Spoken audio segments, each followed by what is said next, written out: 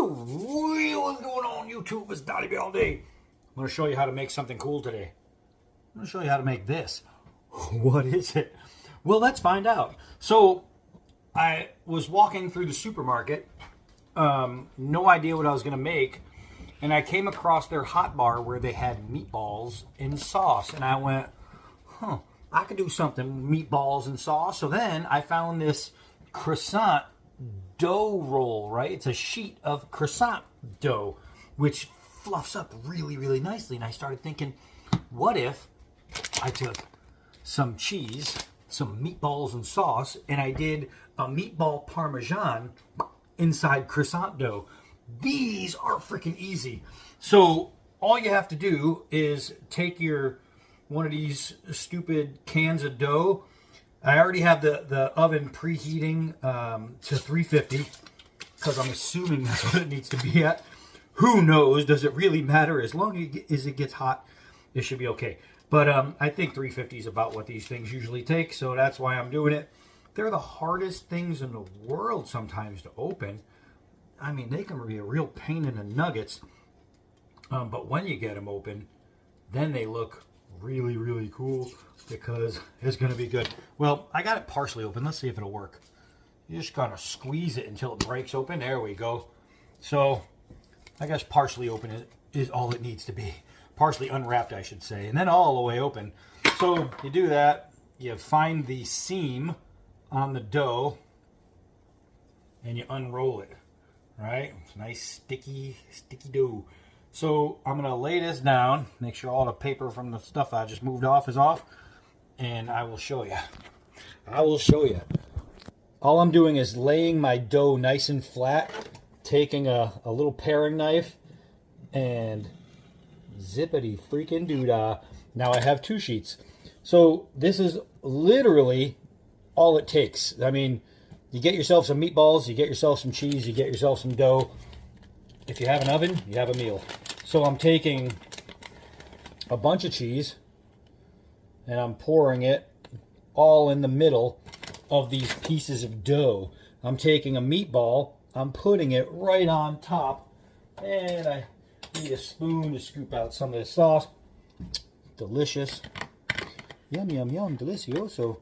Thanks, Dora. So I'm just going to add a little bit of extra sauce.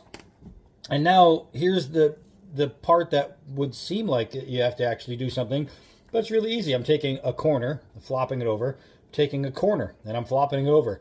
I'm taking a corner, make sure all the cheese is in there, I'm flopping it over. You're starting to get the drift here. Taking corner, flop it over. So now that I have these 4 corners rolled, I'm going to start here. You see how this overlaps that? I'm going to twist in the direction it's overlapping and just bring it to the top. Really, really easy. So once that looks like that, now what I want to do is I just want to pinch all these little seams so I can close them, because I don't really want them. They might open a little bit when you're cooking. Who knows? I haven't done this before. But you want to try to make it as hard as possible for it to open up so you don't run out of all your stuff. Now, I could bake them upside down, but I think if I put them all this flap side down, it might be pretty good. I think it might work out pretty well. So now if you wanted to take like peppers and like sauteed peppers or peppers and onions, mushrooms, anything like that to add to do almost like how you would like a meatball grinder, meatball sub, or whatever part of the country you're from, you can do that. But I just want to go straight up meatball parm. Look at that. Once these are rolled, they're pretty big. They're pretty big. So let's see. I'm going to take this one and do the same thing. And then I have a whole nother can so I can make 6 of these.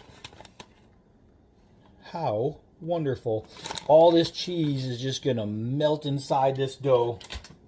The meatball inside of it. It's just going to be so, so nice. So, so nice. And if you get pre-prepared meatballs, stuff like that, it just makes this a whole lot easier. I know a lot of the traditionalists like to say, you can't do that. You got to make your own meatballs. That's great, but that's not what I teach here on this channel. I like to teach cooking that anyone can do. That's my whole thing. I want to be able to show the guy who has never been in a kitchen in his life how to come up with or make something that is just amazing and super, super simple. You know what I mean? Like if you got that guy that you're afraid if he goes into the kitchen, he's going to burn down the house. That's the kind of meals I want to teach, is the kind that you don't have to worry about him doing that. You know what I mean? The kind of guy that burns cereal should be able to cook a lot of the meals I make. They're really, really easy to do. And that's why I like doing this kind of stuff. I just walk in the supermarket, take a look around, and that's how I figure out what I'm going to eat. I literally just walk around until something reaches me. So that's 4. I'm going to roll 2 more. Hold on. All right, so I have 6 beautiful meatball dough balls. Now all I'm doing is I'm taking some garlic butter I just melted, and I'm just going to spread some garlic butter around the tops of these dough balls so I can have that flavor get in there. And I might maybe do a little seasoning on top as well. But first, let me get all this on there. This is looking nice, man. This is looking nice. So I think these are going to be fantastic. I've seen them where like they're open-ended, where they kind of sit in dough like a little, kind of like a little cupcake type thing. But I haven't really had any where they're completely enclosed. And I'm pretty sure people have done it, because if I was able to walk into a supermarket and figure it out, I guarantee someone else has too. But I'm doing it my way. I'm doing it my way. So if you ever have had these or have done these, let me know what you did different on yours, because I'd be interested to see. So now it comes down to, do I want some kind of seasoning? And I think, let's see. Oh, let me look for it first. Hold on. All right, so I'm going to add a little of, it's like a mushroom and onion powder. I just want to add a little bit. I don't want to go crazy on there. Just a little dab will do ya type thing. Once I get it started, the hardest part is getting it to the front so you don't overload. There you go. There you go. So I'm just going to add a little bit of that on top of the garlic butter. And it's going to cook right in there. And so now, that's what I'm looking at. So I'm just going to wait for the oven. No, I'm not. It's already at 350.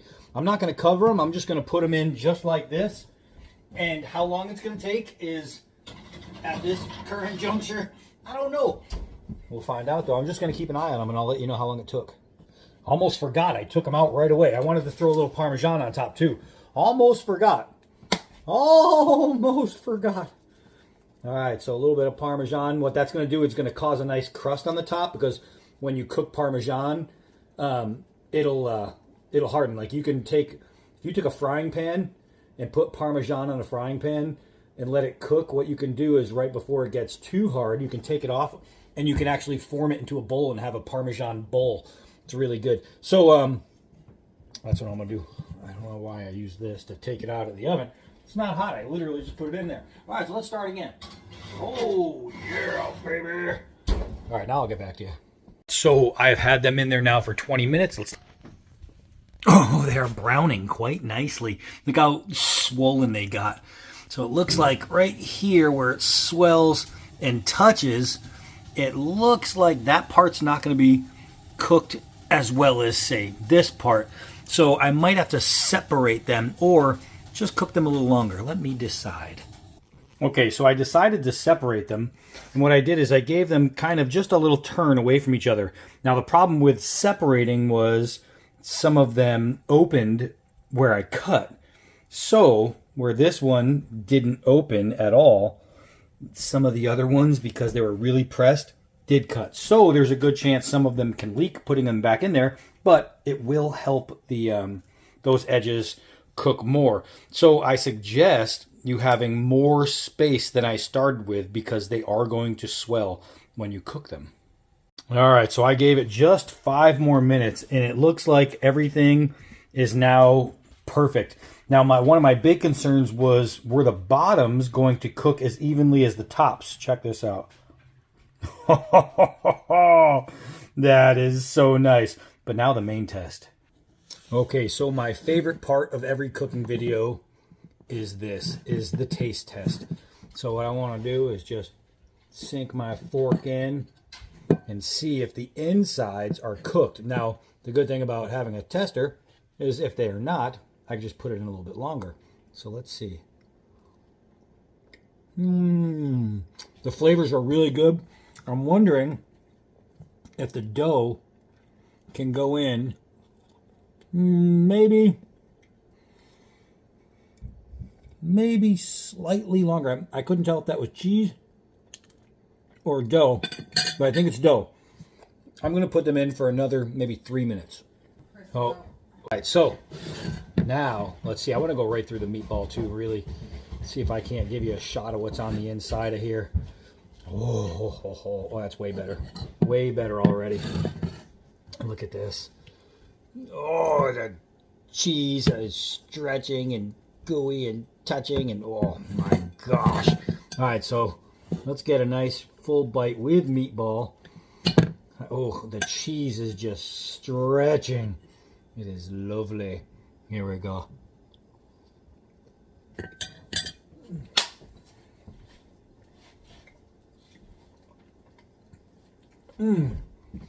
Wow. Oh my gosh. That's Dance Party USA good. That is so good. Definitely the garlic butter and the I guess I could turn off the oven now that I know. The garlic butter and the Parmesan. Wow. Wow, you can really get that flavor combination there. I'm sitting at the top of this. Oh my gosh. Now, I could have put more sauce and more cheese in the top and done a melt, but kind of redundant, right? It's already got the sauce and cheese on the inside, so I figured just like this would be perfect. Look at this. Look at that, man. That is just, I need one of those screenshots. That is just amazing. Amazing good. All right, so.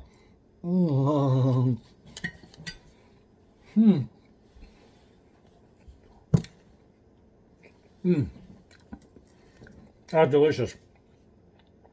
We want something super crazy, easy to do. Gosh, that's good. This is right up your alley if you like quick cooking. I basically, you put it in for like a half hour to 35 minutes, depending on your oven. Boom, done. Good. Came out really. I'm surprised that the bottom cooked so well, seeing as how it was all folded. I'm pretty sure if I flipped it and did the folded part up top, it would have cooked a lot faster, that part, but it may have opened, so I don't know. That's something worth testing. But wow, this came out so good. All right, so I'm going to go enjoy myself. Everybody have a good night. Hi, I'm Donnie B all day. Till next video.